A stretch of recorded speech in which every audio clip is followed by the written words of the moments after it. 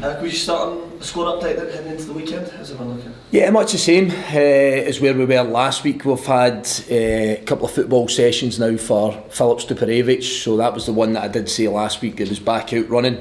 And on top of that, it's just been another good week for us really to try and get extra work into some of the players that we feel are inevitably short. Some that have missed pre-season, some that have had injuries come back for them. So yeah, much and such the same. Filip's the only real change. In terms of League Cup, it's been impressive through to the quarter-final. Got a good tie, been eyeing up Hampden, but obviously that's in the future. Is this weekend about giving you your league campaign lift off?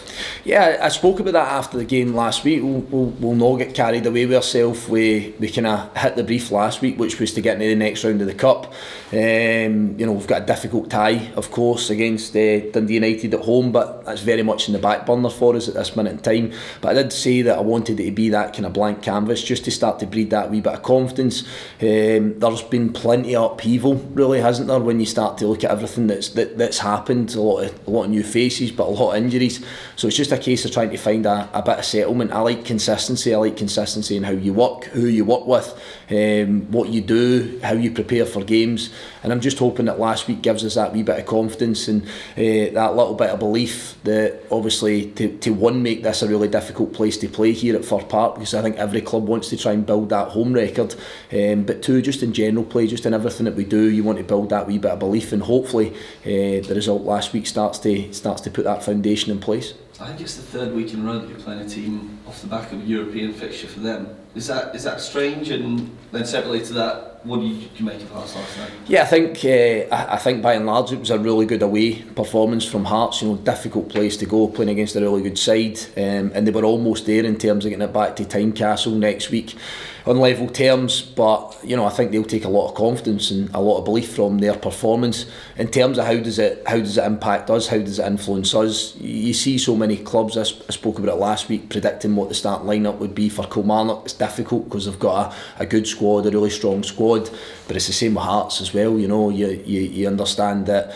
I don't know, for example, Blair Spittle, who was arguably our best player last season, is sitting on Hearts' bench, so you look at the strength and depth that they have, that's there for all to see.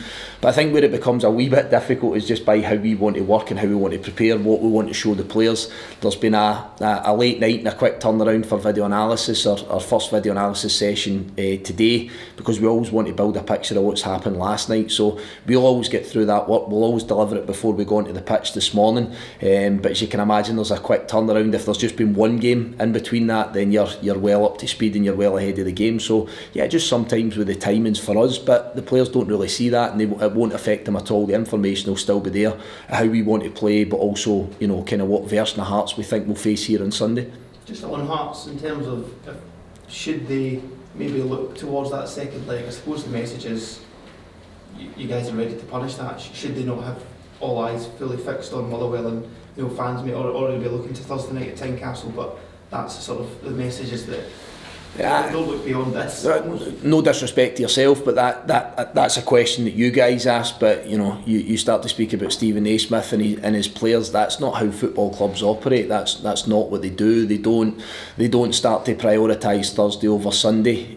Thursday will come, that will be there. But what they want to do, and what every team wants to do, is they want to go into it with a victory, and they want to go in with a performance. And again, I can probably speak for the entire country and the top flight in Scotland, that's what you want to do. You're not prioritising any game over another.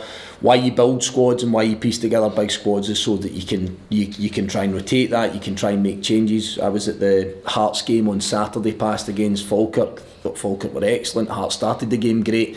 There's a lot of changes to the team, but it's quality players that's coming in, irrespective of the result. There was a spell in that game in the initial part where Hearts potentially could have found themselves 2 or 3 up and were having a different conversation. So they prioritised that one, they tried to win that one. They went away from home last night to try and get a result, and I'm certain that will just continue from now to the end of the season with Hearts, with Motherwell, and with every club across Scotland. Just on your injuries, how is everything looking? How's the list? And it was just gradually progressing to a point where hopefully you can just start to bring folk back? No, it's a fair question. I think as I've touched on already, Filip Stuparevic is the one that's been back into training. He still has some work to do to get back up to speed, of course. But other than that, the best version I can give you is that everybody's where they should be. You know, we've not had any dramatic setbacks from, I think the one was obviously Sam Nicholson, but in terms of their timescales and where they sit at this minute in time, we're comfortable with that without being comfortable. But we know where everybody is. They're pretty much on schedule for, you know, some of them have been 3-month injuries, some of them are longer, some of them are a little bit shorter than that. Everybody's on point with the medical staff as to where they need to be, and then gradually through time as the weeks go on and we sit here, you know, I'm fairly certain that we'll start to introduce some of them back, but I'm not so certain that will be this week or next week with any of the rest of them. I think you'll be looking further beyond that sort of international break and thereafter. You've still been linked with players, loan signings. Are you still active? Are you still looking? Yeah, I said that after the game at the weekend, that obviously we need to give ourselves as many quality options as we possibly can. Everybody, the old cliche, everybody comes here has to try and offer something. Everybody has to try and ensure that they're bringing a specific quality. I'd spoke about the couple of new faces that we seen here at the weekend. I feel they bring a different dimension to our team, and that's what I've been looking to try and achieve. And if the right thing comes up again, we might be able to add another one or so in amongst that as well.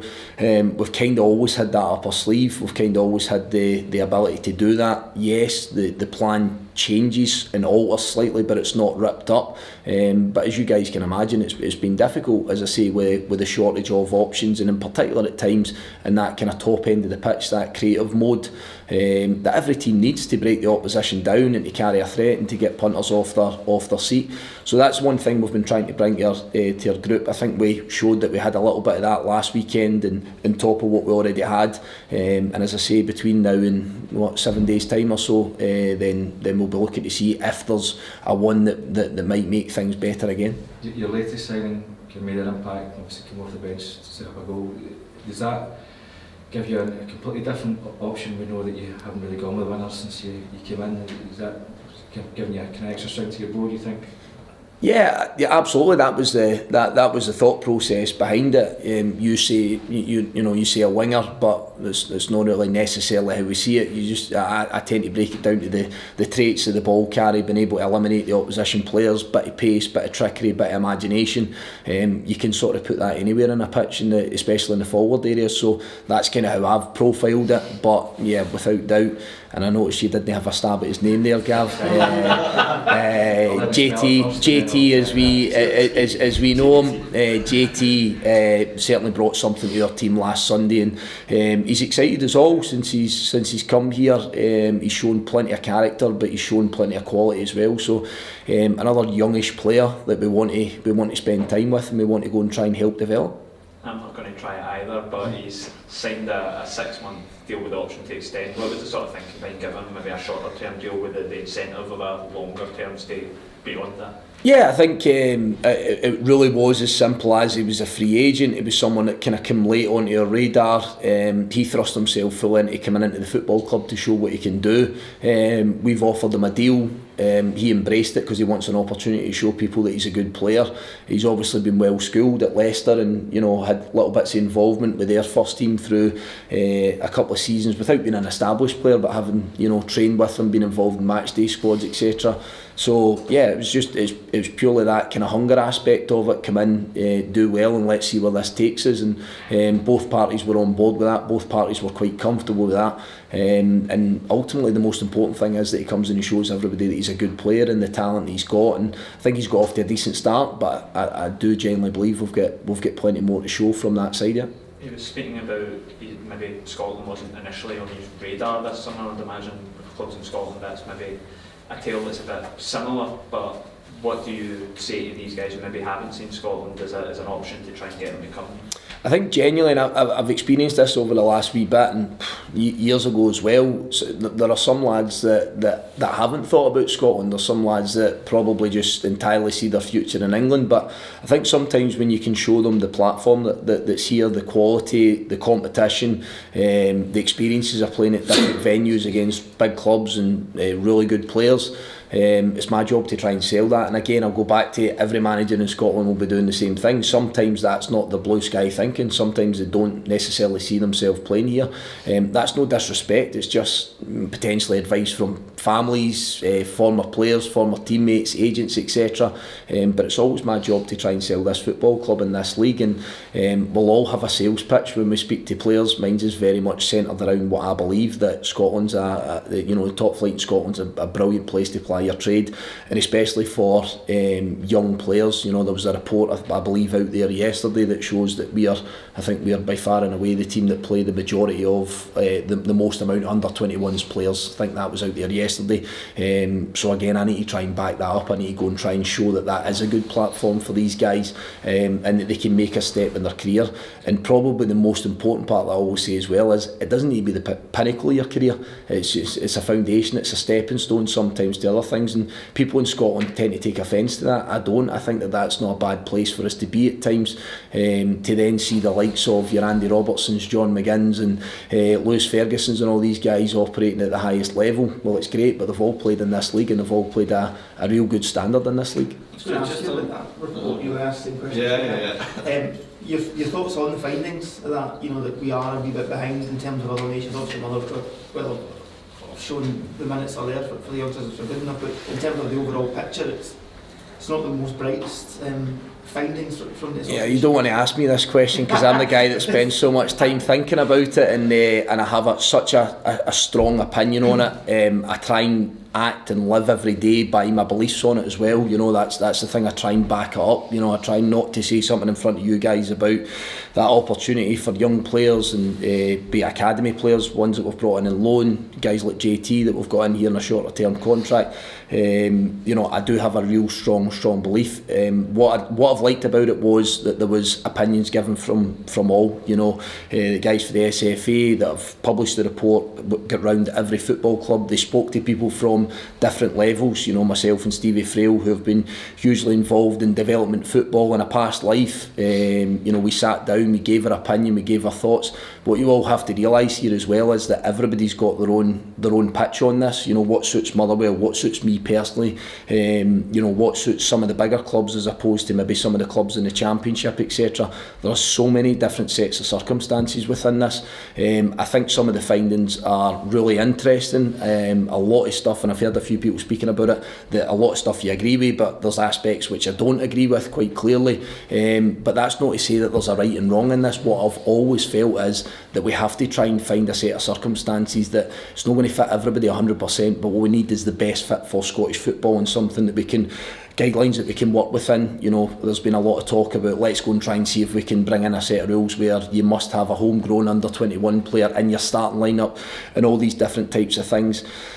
I hear all of that, I understand all of that, but again, if you work to a structured plan that's agreed between yourself and my ethos, the ethos this football club, in conjunction with the chief executive, with the board and everybody else joined up, we kind of have a plan that's something that we want to do. We want to try and develop and produce our own players, as well as trying to develop talent from out with, to ultimately try and sell them and help it as part of a business model. Yeah, I'm not going to hide behind that. So when that's my task, I need to try and make sure that I act out on it, and I need to try and follow through on it. I think we've been pretty good at that over the last 12 months. But again, our set of circumstances are different from other clubs. The pressures at times are different, on depending whether you're playing in Europe or you're one of the top 3-4 clubs in this country. So again, I'll go back to it. There's no magic wand here, but I think that there has to be a kind of niche where we say not everybody fits 100% into it, but by and large it's a thing that would benefit Scottish football as a whole. And just to finish, I do think that we have to try and increase those numbers, and that's where I would sit on it. We do have to try and increase those numbers of players under the age of 21 that are playing first team football in the top flight in Scotland. And I think once we do that, then we'll start to see some good talent emerge. Do we have to have, to increase the numbers across the board? Is there something like a rule like that, having a quota? Is that not do you think that's necessary to do that? A couple of ways of looking at it, Gav, as well. There's a couple of different ways to look at it, and why I would say that is that there's always been a thing in my head that you have to deserve the opportunity. You know, shoehorning people in and making that opportunity available to someone that's not necessarily shown the traits of or the capabilities or the correct attitude to get into a team. You can't just give somebody that. So again, that's where I relate to it. It has to be kind of set, in my opinion, to the coaching staff, the manager, the board, chief executives, and everybody has to buy into what you want to do. I think it's a difficult one sometimes to say that we must have X amount of under 18s or under 21s, for example, in our match day squad, because are you giving somebody the opportunity that doesn't deserve it? But sometimes I also realise the flip side of that gives some people an opportunity and starts to force the hand of that becoming a part of your thought process. But for me personally, I'm prepared to stick to my principles and my beliefs, and think that we can get some benefit from it and some joy from it. But there I go again, that's personal to me, so that's what fits me and that's what suits me. That is a can of worms. Listen, as I say, I could sit for here next week talking to you about this. It's something I'm so passionate about, but what I have to do is what's right for me. What doesn't help the situation is never going to help the situation, is the pressure that's on managers to win and to get results. And sometimes for that, the natural reaction at times is the experienced player that's got 300-400 games under his belt, because you know what, he's going to do it right because he's got experience of doing it. But for me, I would often say a mistake for a guy that's got 300 or 400 games compared to a mistake for somebody that's got 3 or 4 games can be the exact same thing.